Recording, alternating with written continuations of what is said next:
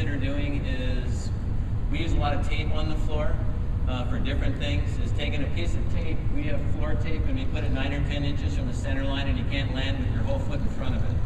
So for safety issues, we try to deal in that a lot and try to make sure we're doing it safely. What Russ is talking about, setting it deeper, landing deeper, pretty good stuff.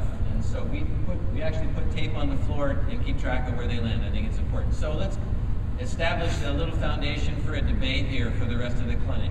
Not that you aren't going to, in your minds, debating some of the stuff we've already talked about, but I had a really interesting conversation with our team doctor, our surgeon on campus, with Jenny McConnell from Australia, foremost arm swing physiologist, or whatever you want to call her, in maybe the world.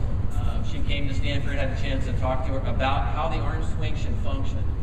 And she said, for one, the idea of comparing an arm swing of a hitter, not a server, because we're talking about hitting, to throwing is just the wrong idea to ever get into, because it's not. Throwing's pretty much horizontal.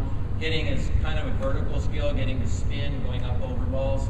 So we're talking about it. The only skill it's similar to, really, in her mind, is serving in tennis, or hitting an overhead in tennis, the direction it goes.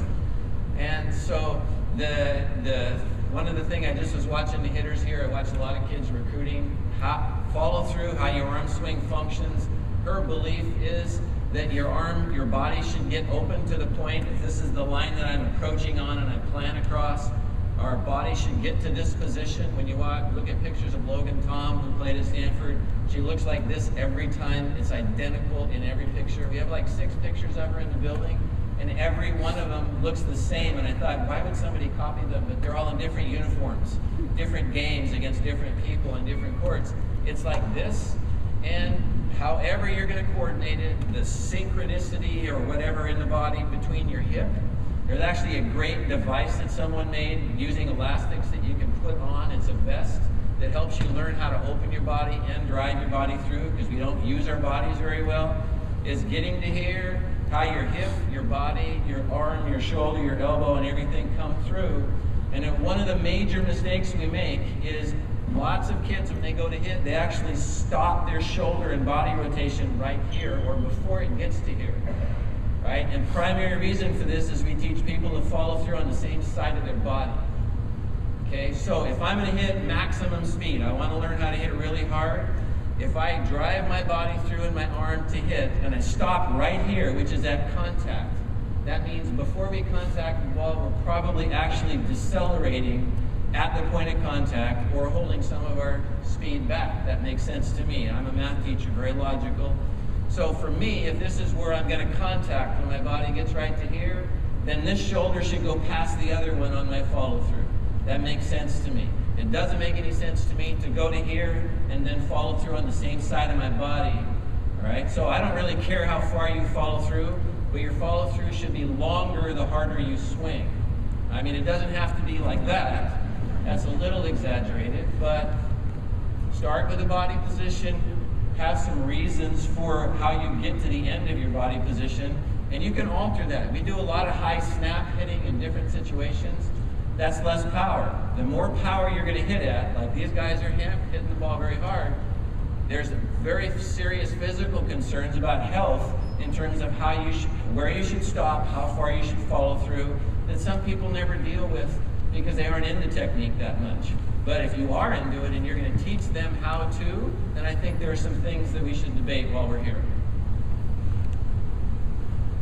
I want to just get everybody here to comment about arm swing. Just quickly there. Russ, anything about arm swing? What do you teach arm swing wise? I just want the elbow high. Elbow high. All right. Michael? Elbow high and fire with the shoulder. Diane? I want a 2-arm pull so we get both arms up, so that left arm can guide you, and the same thing that Russ was saying, elbow high. Mark? Elbow high when you hit the ball. It doesn't need to be high to hit the ball. It'll start somewhere as long as it finishes there. All right. Now, as John said, so the other thing is using your big muscles to hit the ball. If you're just using your arm, you're using your tricep. If you are turning and hitting, you're now using your trunk to hit the ball. It's just a harder, you can generate more power. Simple as that. and one thing that, there's a lot of debate on what you're doing in hitting. if I'm a hitter, if you take the law of physics and you put my arm, okay, just go right like this. This is the span of where I can hit the ball, and my shoulder can hit within that range. If I'm hitting out of that range, I'm going to hurt my shoulder. And one of the things that's happening is kids are injured going to college now because they're playing so much and they're playing one sport, you know?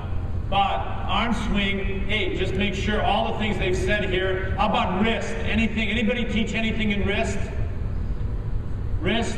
You know, there's this big debate. Wrist snap, is it? Hey, as I contact the ball and I snap my wrist, the ball's gone. You know, my wrist doesn't snap on the ball. I mean, yeah. I love when they say, this is a study that I've done. For every study I've done, I'll show you another study. You know? This is the only way to do it. That same coach is going to tell you 2 months from now, this is the only way to do it. So, hey, wrist snap. Anybody teach anything on wrist snap? Control. Just control. Control.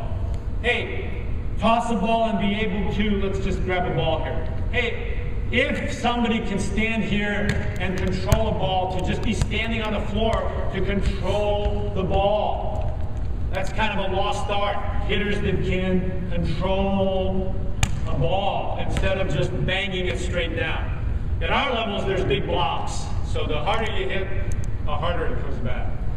So you need to just really control the ball. And roll shotting, off speed, tipping, all those things you need to do over and over and over again. You know, you'll hear me say later in the afternoon, 10,000 hours.